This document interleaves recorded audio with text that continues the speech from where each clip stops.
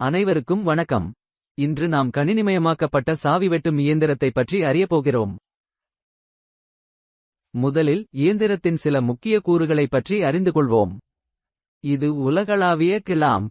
இது பரந்த அளவிலான முக்கிய வகைகள் மற்றும் அளவுகளை கையாள வடிவமைக்கப்பட்டுள்ளது.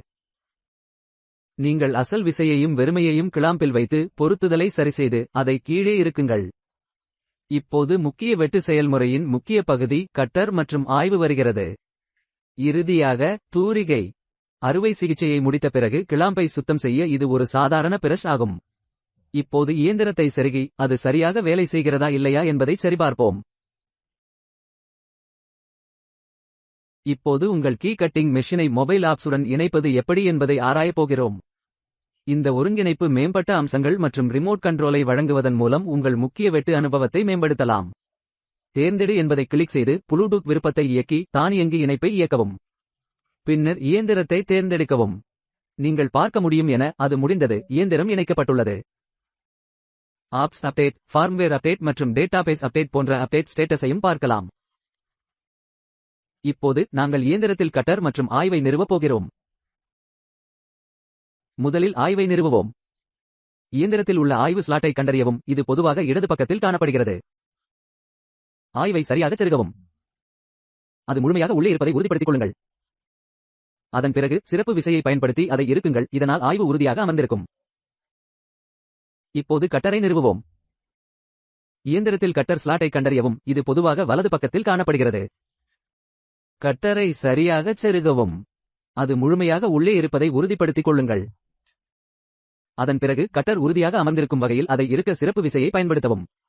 கட்டர் மற்றும் ஆய்வு இரண்டும் ஒரே அளவில் சீரமைக்கப்பட்டுள்ளதா என்பதை உறுதிப்படுத்தவும். இப்போது நாங்கள் கட்டர் மற்றும் ஆய்வை சீரமைத்துள்ளோம். அடுத்த படி வெட்டு செயல்முறையை அளவீடு செய்வது. பயன்பாட்டை திறக்கவும். சாதன தகவலை தேர்ந்தெடுக்கவும். பயன்பாட்டில் கட்டிங் அளவு திருத்த விருப்பத்தை கண்டுபிடித்து தேர்ந்தெடுக்கவும்.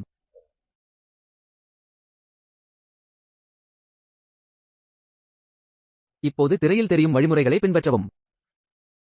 படுக்கையின் பி பக்கத்தில் கவ்வியை இணைத்து அதை இறுக்கவும். இப்போது கிளம்பில் வெற்று பிளேட்டை இணைக்கவும். அளவு திருத்தத்தை தொடங்கு என்பதை கிளிக் செய்யவும்.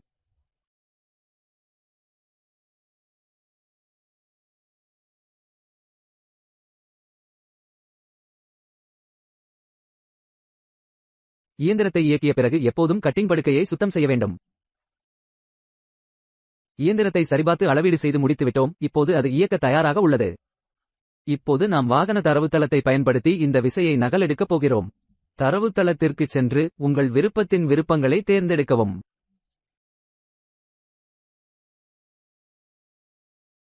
அதன் பிறகு டிகோட் கீ விருப்பத்தை தேர்ந்தெடுக்கவும்.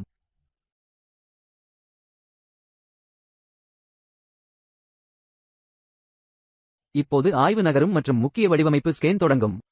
ஆய்வு நகரும் போது அது விசையின் விரிவான பரிமாணங்களையும் வரையறைகளையும் கைப்பற்றுகிறது.